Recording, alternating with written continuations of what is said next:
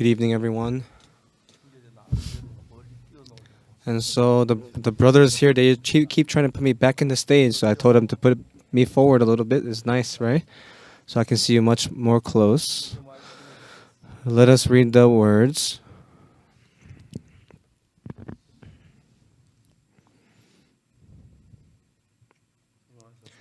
Let us read the words in the book of Acts.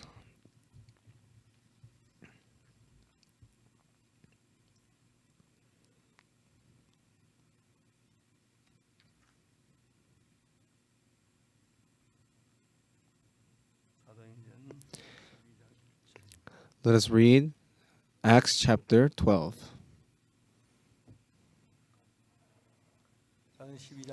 If you found it, I'll read from verse 1.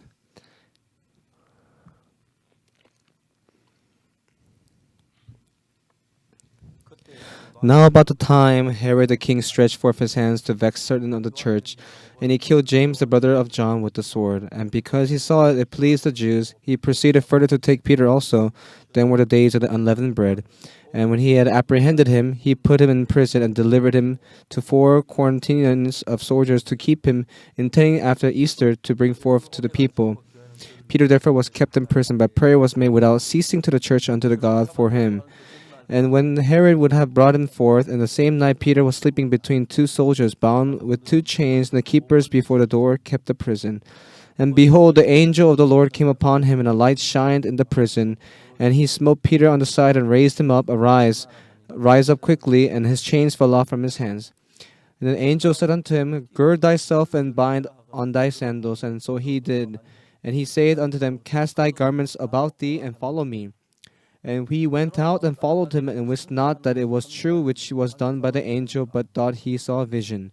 When they were past the first and the second ward, they came unto the iron gate that leadeth unto the city, which opened to them of his own accord. And they went out and passed on through one street, and forthwith the angels departed from him. And when Peter was come to himself, he said, Now I know of a surety that the Lord hath sent his angel, and hath delivered me out of the hand of Herod, and from all the expectations of the people of the Jews.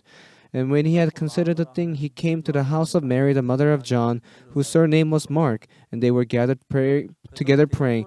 And as Peter knocked at the door of the gate, a damsel came to hearken named Rhoda. And she knew Peter's voice. She opened not the gate for gladness, but ran in and told how Peter stood before the gate. And they said unto her, Thou art mad. But she constantly affirmed that it was even so. Then they said, It is his angel. Peter continued knocking, but when they had opened the door and saw him, they were astonished. But he, beckoning unto them with the hand to hold their peace, declared unto them how the Lord had brought him out of the prison. And he said, Go shew these things unto James and to the brethren. And he departed and went into another place. Now as soon as it was day, that there was no small stir among the soldiers that was become of Peter. But when Herod sought for him and found him not, he examined the keepers and commanded that they should be put to death. And then he went out from Judea to Caesarea and there abode. And Herod was highly displeased with them of Tyre and Sidon, when they came up with one accord to him, and having made Blastus the king's chamberlain their friend, desired peace, because their country was nourished by the king's country. And upon that day Herod, arrayed in royal apparel, sat upon his throne, and made an oration unto them. And the people gave a shout, saying, It is the voice of God, not of a man. Immediately the angel of the Lord smote him, because he gave not God the glory, and he was eaten of worms and gave it the ghost. And the word of God grew and multiplied. We have to read up to verse 24. As we live our life and as we live our spiritual life, there are times where things happen beyond our expectation. Before, God has been working greatly.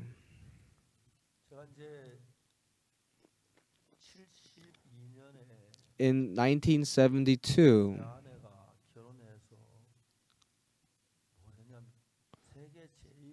I got married with my wife, and she gave birth to the most beautiful daughter.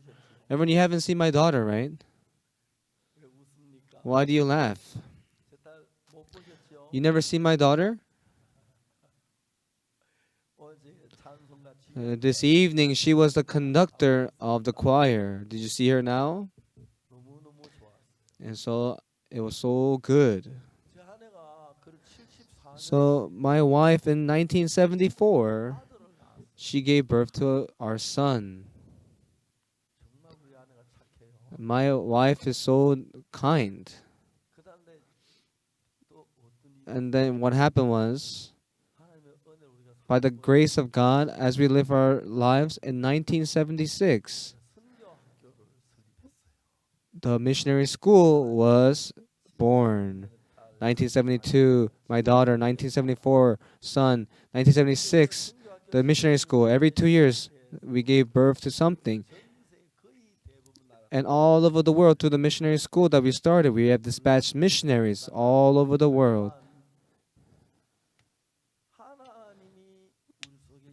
God, when He works, I was so thankful. My wife, as she was pregnant with Unsuk, my daughter, we ran out of food. We had no rice, we had nothing. And so I took my wife. And as I was walking down the street, I had a heart to enter an orphanage. And there was an orphanage. I wanted to meet the director of the orphanage, and I went in.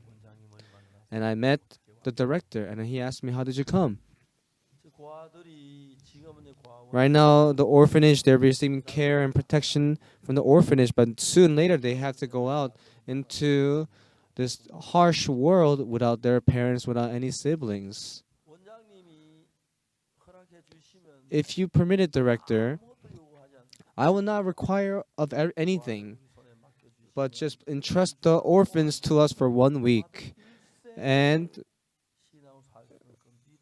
I will teach them the faith to live spiritual life for their entire lives. And he was staring at me and he was thinking, and finally he said, "Go ahead." And I gathered the orphans and I shared the Bible. And my wife, she taught the Sunday school song. The Lord loves me. The Lord loves me. He died for my sins. He was crucified. My Lord died, has loved me. And the orphans, as they had free time and they're playing around, they kept humming this song, and it was so good. And I shared about the forgiveness of sin and taught them the Bible. And so what amazing thing happened was, it became time for lunch, and the director prepared a meal for us. And there's the portion was so large. I don't think he knew that we were starving, but he prepared such great meal for us. "Honey, eat a lot." Yes. We ate lunch. And then in the afternoon, I began to share the words again. And then the students, the orphans, because they were lacking in love, and so they were clinging to my wife, and so and it was such a moving thing to see. And I was so happy to spend time with the orphans for that 1 week. We ate lunch, and it became time for dinner, and they provided us dinner. And the food back then was so good. And after we finished the evening, and both of us, we walked back home. It was around 4 kilometers away. And my wife, and she cannot walk that fast. And so when I walk and so she disappears because she's all the way behind me. She falls behind. And for that week, God has fed us. I was so thankful. And until now, as I live for the gospel, never have I ever asked for someone when I was in lack or when I was short of something like money or food. When we were in Daegu, we were in a place called Padong.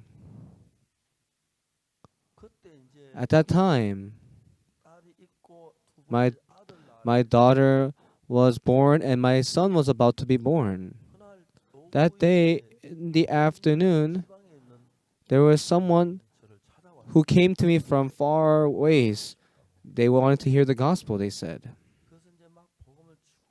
And I shared the gospel. And we only had one room. And so in that room, I was sharing the gospel, and my wife, she had her belly bulging with because of my son she was pregnant with my son, and so she was just leaning towards the side of the room. And it was around 8 p.m. in the evening she received the forgiveness of sin, and I was so happy. And so we couldn't provide her a meal, and we couldn't eat either. And we sent her away, and I came back into the room, and my wife got angry at me. Oh, this my wife, she is like the devil. Someone just got saved. Why is she getting angry? And then my wife said, "Why do you when you preach the gospel? Why do you say such nonsense? Cut to the chase." And so my wife's better at witnessing than me. And if you're better than me, then you should do it. And so she began to have pains. She began to have the pains of labor. And once the pains began, we didn't have a single cent.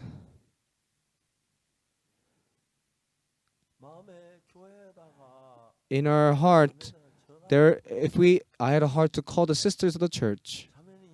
"Oh, sister, my wife, she started to have birth pains. What should I do?" Then the church brothers and sisters, they will come and they will prepare everything for me. And during that time, not a single time after receiving the forgiveness of sin did I ask people that I needed something from them. And that day,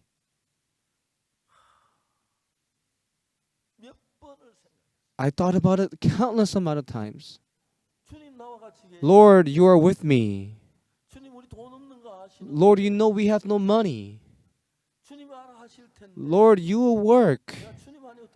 Lord, I had no heart whatsoever to ask of man to help me."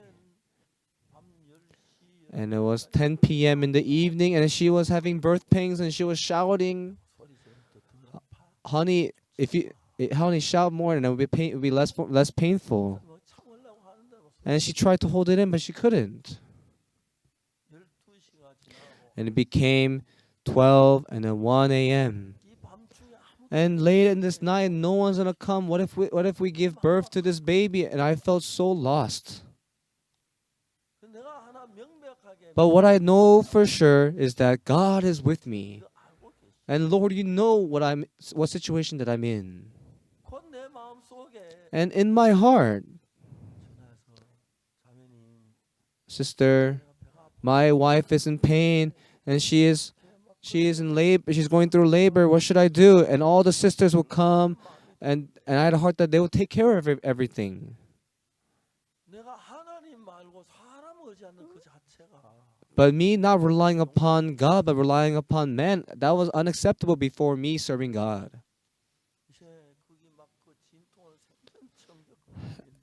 And so now she's going through this birth pains. And so when my daughter was born, my older brother-in-law, he works at a hospital, and so my wife came, and so my brother-in-law told my wife, "Come to my hospital and then give birth there." And then so Insuk, my daughter was born, and then so my family bought everything, and so I didn't have to pay the hospital bills that time.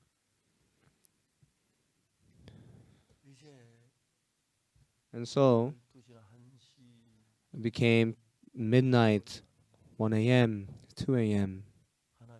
God, what do we do? If the baby comes out now, what do we do? And it became 7 a.m. and the dawn began to break. And it was a little better after there was some light. And then that day in the morning at 7 a.m., so it was in the morning, there was the sister who came for the first time who recently received salvation to our church. She said that she has something to say, so early in the morning she came to see my wife. And I told her my wife is in the room. And she came into the room and she saw my wife was in pain and was in pain. And then that sister, and she told me, and she told my wife, 사모님, I was working as a midwife in the Busan hospital.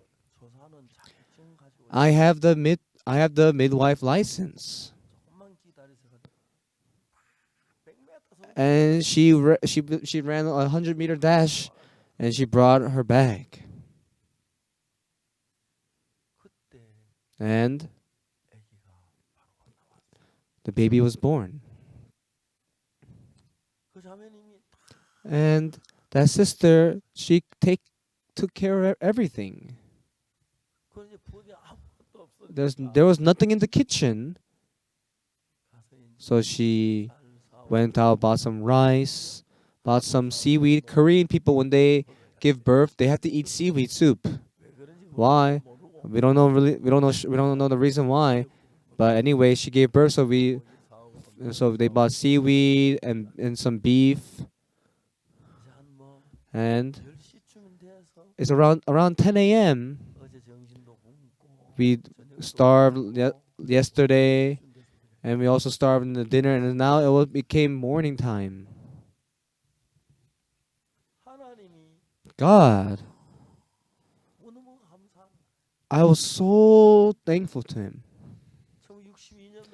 1962, after believing in Jesus and receiving the forgiveness of sin, there was not a single time that I told people that I needed money. I only prayed to God. At first, there were lots of difficulties, and there's only a few church members, and there are a lot of times when we ran out of food. Even all these situations. But God, surely, one by one, I was so thankful He was leading my life. Now, my children are all grown, and now I'm also aged. So yesterday and today, I was quite tired.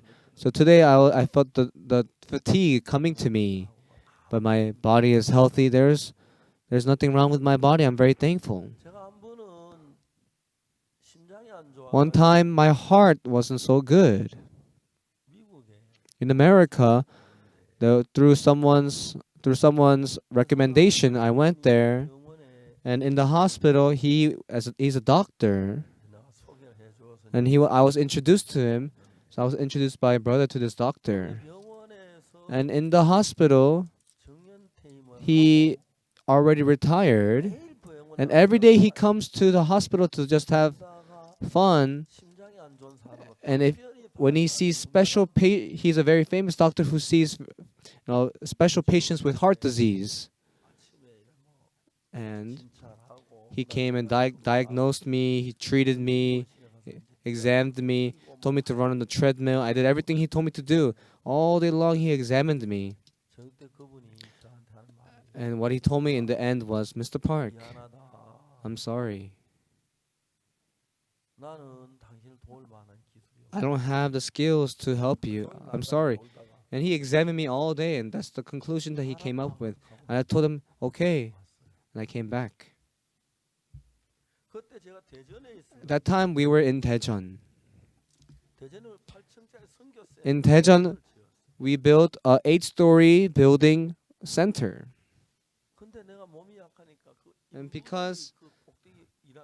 And and I saw the people working all the way at the top of the building. And when I stared at the people working on the top of the building, it made my heart tremble and pound so much that I couldn't look up.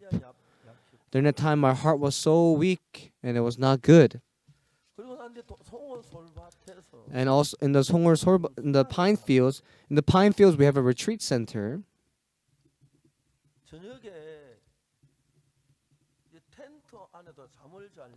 And I was in the tent to try to sleep, and I was trying to sleep, and I thought about it. From our base, and so to the Sunday school building is quite a long ways, and I went back and forth on the scorching sand 4 times. And no matter how much I think about it, I couldn't believe that I went back and forth 4 times. No matter how much I think about it, I went back and forth 4 times. And then nothing was happening with my body, and I felt I'm all healed. And that morning, I began to jog. And so my heart became so much better. I bought a pair of sneakers. I put it in my bag, and as I traveled, when I went to Russia,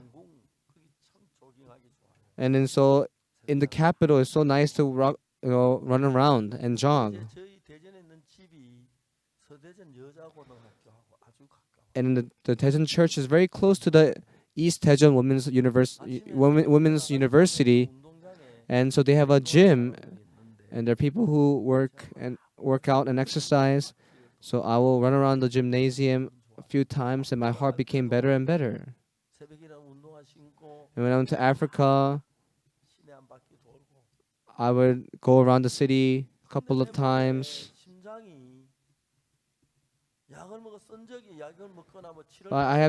I never took medications or treatment to heal my heart. But now my heart is very healthy. It's more healthier than average people. This body, my name is Pastor Ock Soo Park, as you know. I do not protect myself. It's God who protects me, and that was truly amazing. Today, I was a little bit tired. I'm not sure why, but never have I felt tired. Before you eat dinner, I want to kick some ball. And so we do some sports with some few of our pastors. And today my condition wasn't not that good, but it doesn't affect my preaching at all. And I was born 1944. And so in my age, I am 79, and so I will be soon 80. And I live my life as just the same as a young man, there's no problems, and I spend my time very well. When I protect my body, how much can I protect myself? But if the Lord protects me, after receiving the forgiveness of sin, not a single time, I have no money, please borrow some money, I need some money. I never said that before. God has abundantly provided, and God has bestowed His grace, and I was so amazed by that. And not believing in this God. And when I see people who don't believe in Him, they are so pitiful.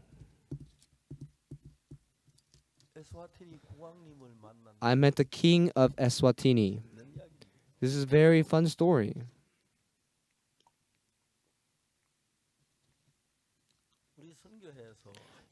in our mission, we have the choir and we also have a music school, and our students are very good at singing. And so we have two female students who went to visit Eswatini. And one day, they heard that there was a national university graduation ceremony. Oh, let's go to the national university and let's sing them a song. Let's do that.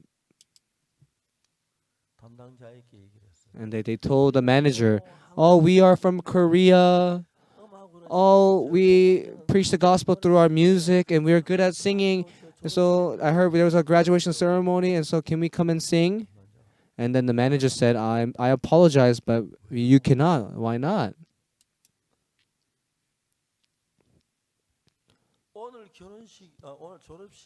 Today, the graduation, it is a national university graduation, and the king will be attending. And so the day before, we have sent the program for the ceremony. And now, since the king has the program, no one can change the program. We cannot change it. And so I'm sorry, we cannot let you sing. And he says, and the student said, okay, then we will just watch the ceremony. Okay, go ahead. And soon after, the manager came again. Hey, the king didn't come, but everyone is here. So, would you like to sing? Yeah, that would be nice. How many songs should we sing? How many songs you want to sing? We'll sing 3 songs? Okay. And so these 2 female students, they sang 3 songs. And they were halfway done singing the first verse, and the king arrived. And when the king arrived, he sat down. And the students finished singing, and the king listened to them singing. And after what happened was, and after the graduation, the king, he told the secretary, hey, call those students who sang in the beginning. And the 2 female students, they came and shook hands with the king. Oh, what country are you from? Why are you so good at singing in our language? Oh, we're from Korea. Oh, we are working together with the mission, and the founder of our church, he'll be coming here 10 days later. And then the king, he told the chief secretary, 10 days later, go to the airport and escort Pastor Park. And in Eswatini, I got off the plane and I was getting off the plane in Eswatini, and one person came to me and asked me, are you Pastor Ock Soo Park? And I told him, that's right. He told me, follow me. And he took me to the VIP room. I followed him. And I drank some tea and I was taking a rest. And the king has ordered that I escort you, Pastor Park, to meet him. Wow, it'd be nice. I went to the palace. And the palace is a little bit smaller than this space here. And so the king was here, and then there was a door all the way there. And in Eswatini, when you come before the king, everyone has to crawl. And when I was in the military, I did lots of training and crawling, and so they told me everyone was crawling, but the chief secretary told me this is a policy that foreigners must walk. And then so I walked towards the king. And as I greeted the king, and a few minutes passed. And right after I opened up the Bible, I began to speak. And usually, presidents or kings, when you meet them, usually the the max time is 40 minutes. Then, you don't just sit there until the king says get out. That is not the etiquette. So when around 40 minutes passes by, when around 40 minutes pass, then you have to get up yourself. And so I talked for 30 minutes, and then now, so it's almost about to be 40 minutes. So I was about to get up and leave. But the king, Pastor, I have a request.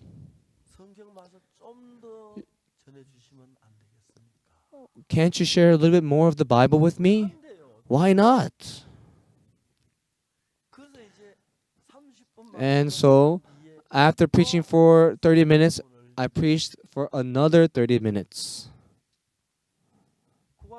And the king, he said, Pastor, I'm sorry. Can you preach to me a bit more? So 30 minutes 3 times, so a total of 90 minutes. And the king, he was saved and he was rejoicing. Pastor, you are the true servant of God.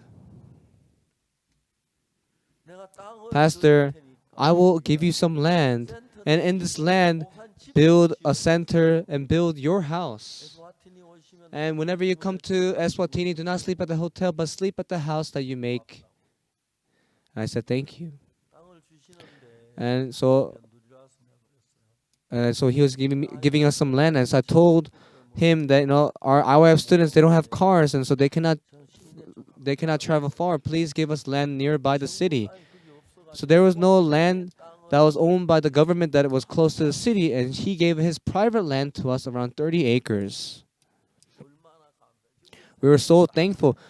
And so right now we're making the buildings currently, and so right now we are currently building it, and so but we didn't have the construction permit that came out.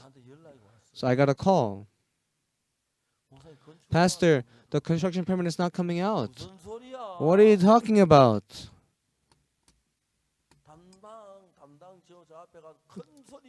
And tell the manager, the director, and shout at them. The king himself told us that we can build it. And that day, the construction permit came out. And right now we're almost finished.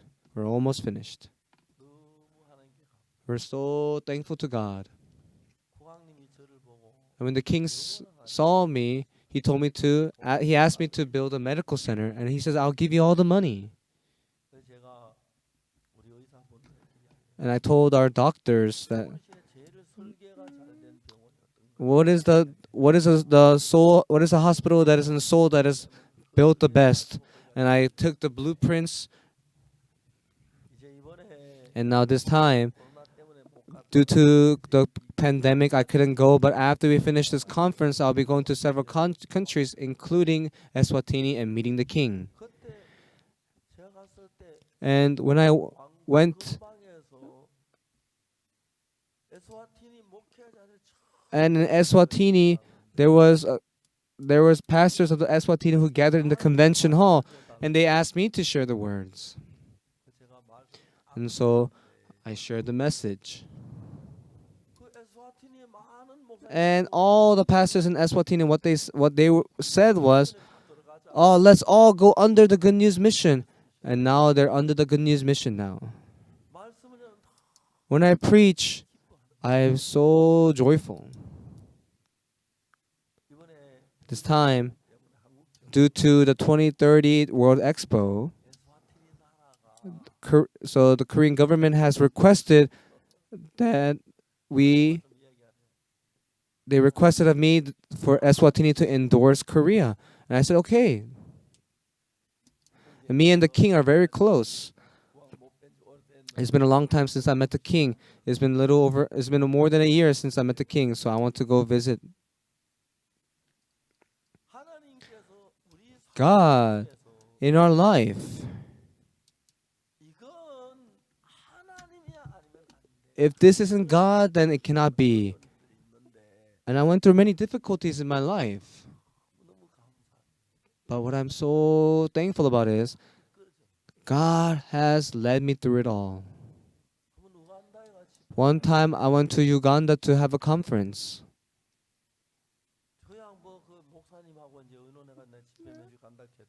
And so I shared with one of the pastors, and we were able to arrange a conference, and it was a big stadium, and 100,000 people gathered.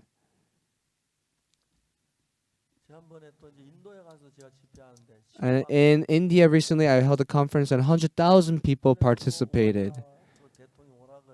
And also now the Uganda pastor is inviting me again, wanting to see us. Everyone, I am nothing. Really, I haven't used any humanly methods, and I only waited for God to open the way. And all over the world, in many countries, as we work together with them, and our church, the church recently, they told me go to these countries. It would be nice if I can go to these countries, meet the Christian leaders of those countries, the leaders, the president. I can share the Sunday message. I can preach, and I can make people receive salvation. And it's not what I do, it's what God does one by one as He leads me, and that I am so amazed. After receiving salvation, 1972, my wife gave birth to my daughter. In 1974, my wife gave birth to my son. In 1976, the missionary school began. And every 2 years, and the pastors that graduate from our missionary school, they are the leaders of their respective country that they're dispatched to. And I'm so thankful. Our church, we have Pastor Hangyu Lee. I'm not sure if he's here. So his wife, she was saved, and she brought a young man to the church. So it barely happens in our church, rarely happens. But after she received salvation, they got married in the church. Pastor Hangyu Lee,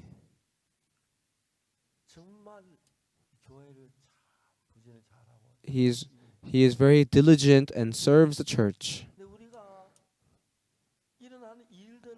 Everyone, as we do the works of the church one by one, there are times where things seem so bleak and ambiguous. And seeing how God helps us in the midst of those times, we're so thankful.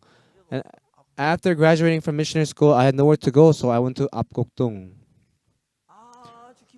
And it is deep. It is a small village deep into the mountains. And there, I spent 9 months there. And I didn't stretch forth my hands for help to anyone. And there was no one to help me either. But for those 9 months I was there, I was so amazed how God was keeping me alive. It became winter, and my room was so cold. And even though I wore clothes and sleeping out, I felt I'll freeze to death. And I went to the creek, and under the sheet of ice, I saw the small fishes swimming in the creek.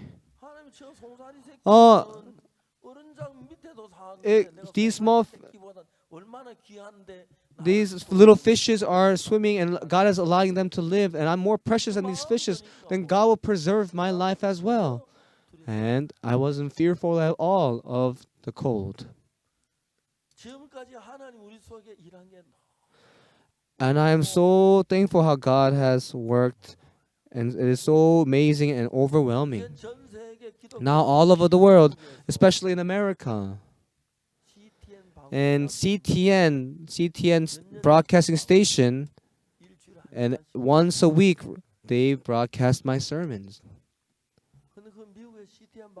And the CTN broadcasting stations for many months they have been airing my sermons every week.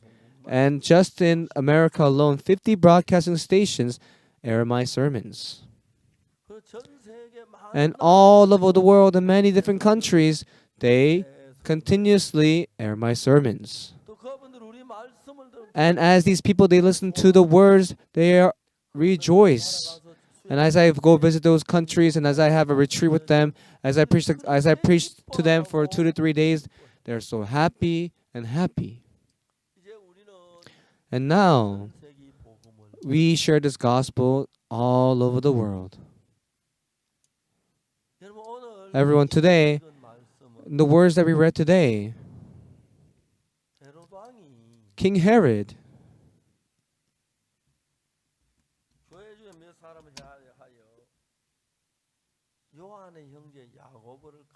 it says that he trying to vex the certain of the church and kill James, the brother of John. And so the people, it pleased the people that this was happening. So next, the king arrested Peter. And so it says, quartillions. So 4 quartillions, and so 16 soldiers who imprisoned Peter. And so the next morning, they will bring Peter out, and they will hang him before the people. But Peter, he was snoring and fast asleep. And the angel, no matter how much he tried to wake him up, he couldn't wake up. So the angel pushed him on his side, and so he put on his belt and wore his clothes, and the chains were all unshackled, and he came out. And while he was going, the angel departed for a minute. He realized, he thought he was dreaming until now, but he escaped prison. And there was John, who was surnamed Mark. And John Mark, he was a son of a rich man.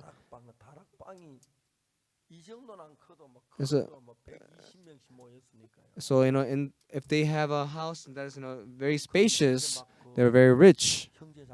And so the church members will gather at their house and pray for Peter. But Peter was knocking at the door, and it says that Sister Rhoda came out and she was shocked.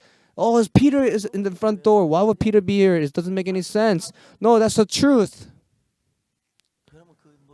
And anyway, they didn't believe. And then Peter kept knocking on the door, and then they finally opened the door, and it was Peter. And Peter came and greeted them. And then he escaped somewhere else. And King Herod tried to kill Peter. And when Acts chapter 12 began, they imprisoned him to kill Peter. But if you look at the last part of chapter 12, verse 21, and upon a set day Herod, arrayed in royal apparel, sat upon his throne and made an oration unto them. And the people gave a shout, saying, It is the voice of a God, not of a man. And immediately the angel of the Lord smote him, because he gave not God the glory. And he was eaten of worms and gave up the ghost. He tried to kill Peter, but instead King Herod died. Everyone, time to time, there are times, yes, as we live our life, there's death that comes to us. But only when it's time for God to call us, that's when we are called and die. Never can we be killed if God doesn't allow it. So here, King Herod tried to kill Peter because it pleased the Jews, and therefore he tried to kill him. But he tried to kill Peter, but he was in the prison the day before. But the night before, God released him from prison. And Peter did not die. King Herod died first. And so you can see that the king, he's a king, he has authority, he has power. He looks like he can kill Peter.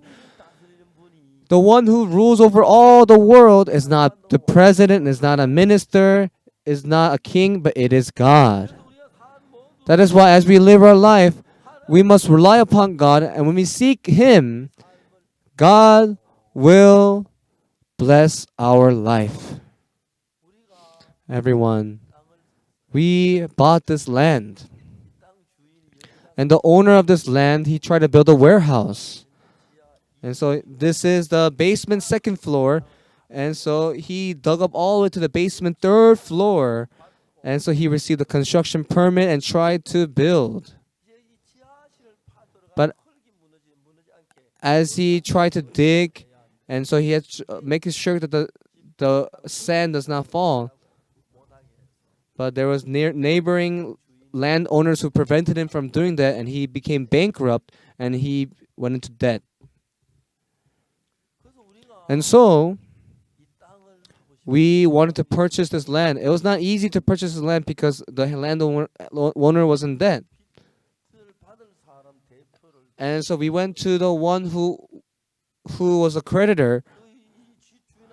And so we went to the person whom the owner was in debt with.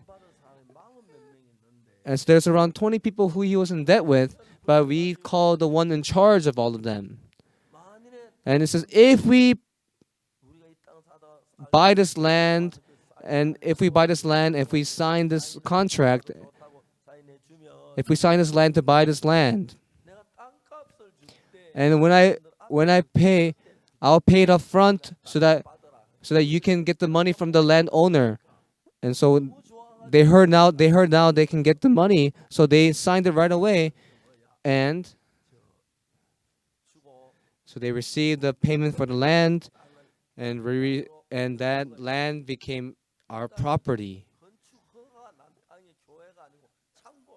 And so this place received a construction permit for a warehouse, not a church. And as we were constructing the church, the city council did not like us, and they gave a special order.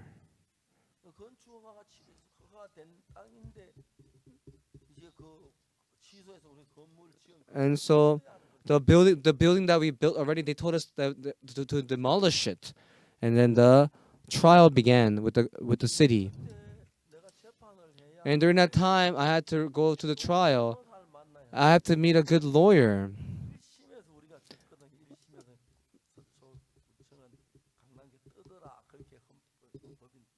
And so the order from the district court came saying that we must demolish the building.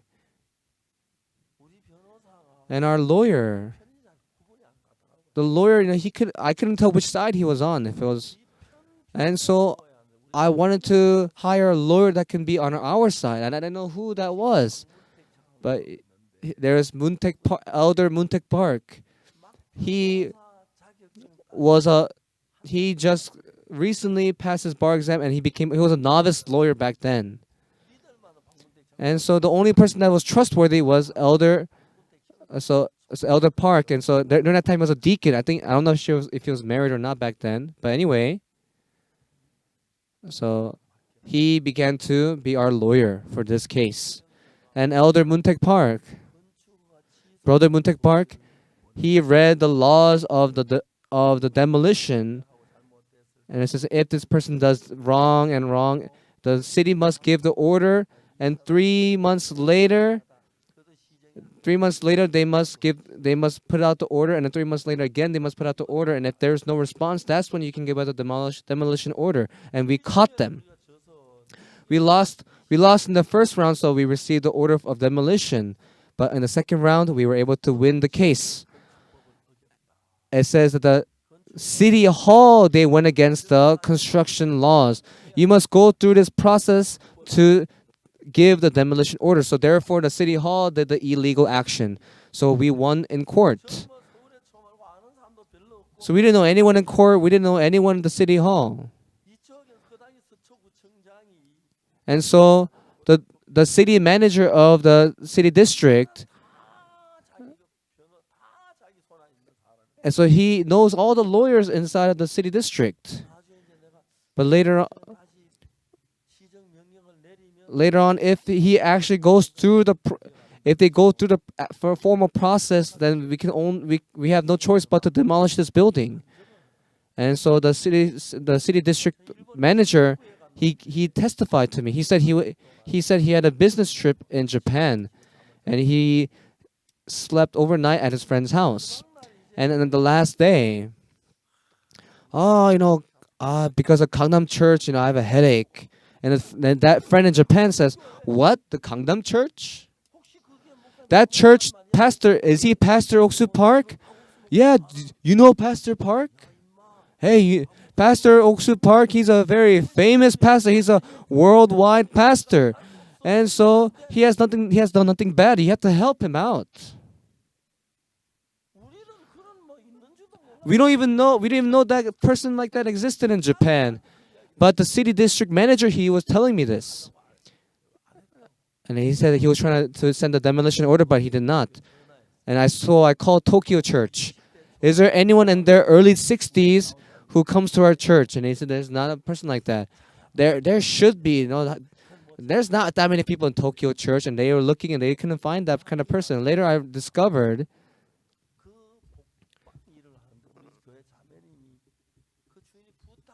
and one of the sisters who were working at his house, and so while she was working at her house, she shared about her church and the news of the church and Pastor Park. And so the owner, he had all the knowledge about me. And so his city district manager friend from Korea came and saw him. Oh, and I have a headache. Why? Gangnam Church. What? Gangnam Church? Is that church pastored by Pastor Park? Pastor Ock Soo Park? You know Pastor Park? Hey, he is a national person. And so there's nothing good will come of you if you block his path. And therefore he gave us the construction permit. Everyone, I never ordered the sister to go to that person's house and talk about me and talk about our church. Do you think that would have happened? Me working for myself. If I talk about these testimonies, I can talk all night long. God being for me, it is incomparable. That's why barely I do anything for myself. Barely. God, in all aspects, He helps me, provides for me when I'm in difficulty, protects me. The King of Kings, the Lord of Lords is Jesus. My daughter Unsuk, when she was young, someone pushed her. And she fell back. And so she fell into some charcoal and she got burned and she was crying.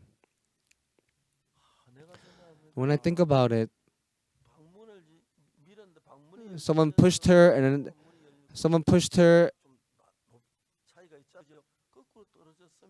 if she fell backwards, how? So I was so thankful that she didn't hurt her head and she only hurt her hands. In all aspects, God was helping us.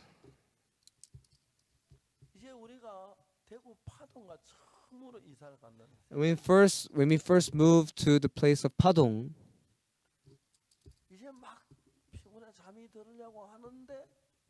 and we were falling asleep because we were tired, and me and my wife and then my daughter Unsuk was in between us, and we were falling asleep. And Unsuk began to shout and cry. That day, we were moving some things, and so we were so tired. And she was shouting, and so I was annoyed. Honey, why is the baby crying?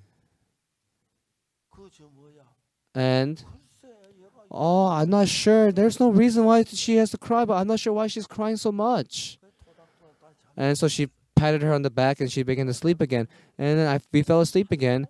And an hour later, she cried again. And I got annoyed. Honey, why is she crying? Oh, I don't know why. What's wrong with why is she crying? So turn on the lights, I said. Nothing was wrong. And my wife turned on the lights, and so she had to use the restroom. And that time, so out the bathroom was right outside, and so as soon as I opened the door, it's outside, and she opened up the door, and the cold breeze came in, and she collapsed. When you inhale charcoal gas, is carbon monoxide gas. Oh, we've been inhaling carbon monoxide. Oh, Unsuk was sleeping well, and if Unsuk was sleeping soundly, then in the next morning, then all three of us would have been dead bodies. And I shouted, "Somebody help us!" There was no one helped us. No, the landlord didn't help us. But the person who was living nearby helped and says, "What's wrong? We have inhaled lots of carbon monoxide." And during that time, there are many people during the winter who inhale lots of charcoal gas and they died. And so we they allowed us to sleep at their place, and then so that family, we've shared the gospel with them, they received salvation. That day, if Unsuk did not cry, then in the morning, then all three of us would have been dead. Everyone, when such and such things happen,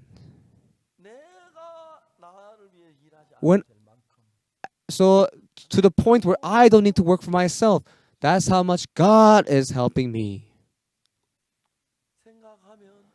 When I think about it, I am so thankful. In the military, after I became discharged, and as I began to do the work of the gospel, I went to the city of Daegu. In Daegu Padong, I got a house, and I began to share the gospel. In 1972, Unsuk was born. In 1974, my son was born. In 1976, and then the missionary school was born. And when I first started the missionary school in 1976, and we now send numerous amount of missionaries overseas. There's no better missionaries than our missionaries. And so when Americans send their missionaries to different countries, they make that country into little America. And I told the American missionaries that I sent to America, and I gave them a special mission. And it says, for a couple to go on a 1-month trip, and buy a one-way ticket to that place. I think it was a month, right? It was 1 month. I told them to buy a one-way ticket and go to a place for 1 month. And I said, don't take any money. And all of our missionaries in America, together with them and their wife, and for 1 month, they only buy a one-way ticket to a place, unknown place, and they live there for 1 month.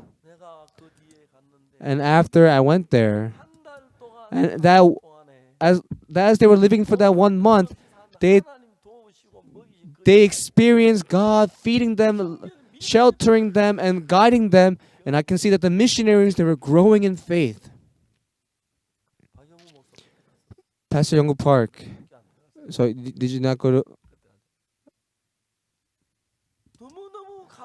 And so I was so thankful. We don't send missionaries because we have money. I just say drive and go. And Pastor Bumsup Kim, who is a missionary in Brazil, I told him to go to Brazil. Pastor, what should I do in Brazil? I don't know anyone there. I don't know Portuguese. I don't know anything. Oh, why do you ask me that? And so buy a one-way ticket from Seoul to Brazil. I think it takes around 12 hours, right? And so go all the way to so ride the plane, and then so meet the Brazilian next to you who you sit down in the plane, and then share the gospel, and then receive help from that person.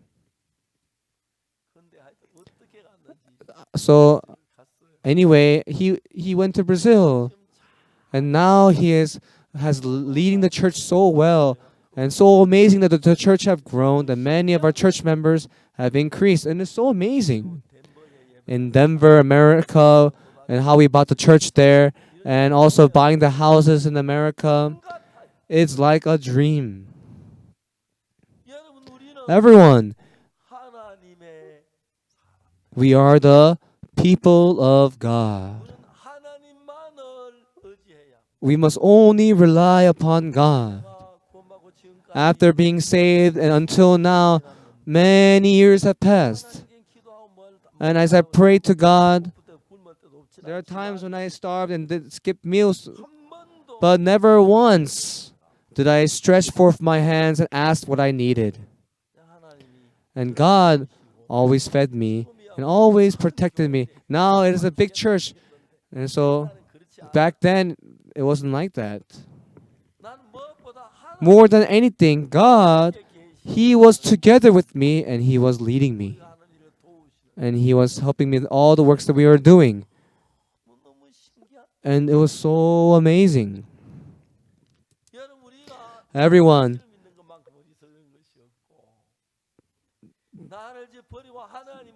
there's nothing more foolish than to believe in yourself. Then throw yourself away and give yourself to the Lord. And when you see how the Lord provides for you, it is so amazing. So amazing. At first, when I started the missionary school, how we should lead the missionary school, I did not know. But I just started.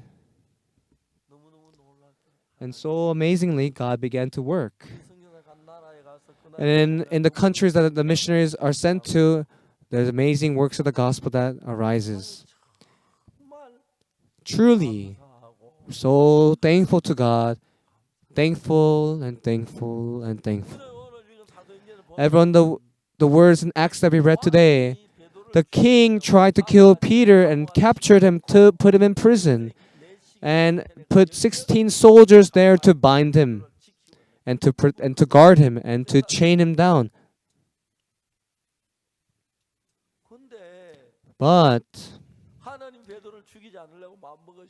God, He decided not for Peter to die. And so that the night before he was about to be killed, the angel came and freed him. And in the morning he woke up. And today's the day to kill Peter, and they were told to bring Peter to kill him. But all the soldiers were there, but Peter was missing. What happened? We don't know. Really, God is protecting us and helping us and working. Peter, as he went to Rome to preach the gospel, as Paul went to preach the gospel in Rome, he met storms and various difficulties, but God protected him and he went all the way to Rome. And Paul, as he preached the gospel to Rome, the Romans, many of them received salvation, but not now. That's how greatly God has worked. And even as I send out missionaries overseas, as I have conferences, as I preach the words, in thousands and tens of thousands of ways God has worked, and I have witnessed that. And what I want to share with you today is,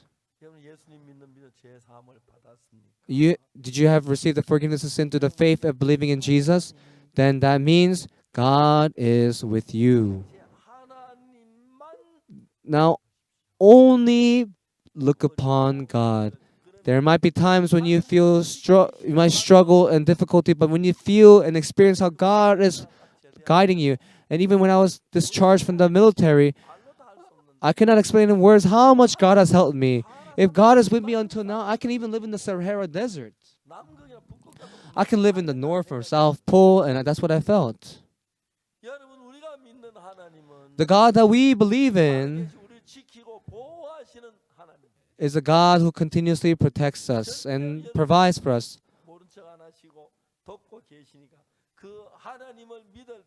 And when we trust in God, and when we live for the gospel,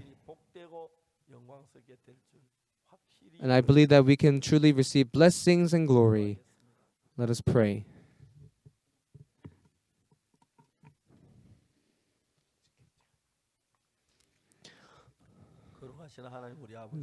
Dear Holy Father, we give you thanks and glory.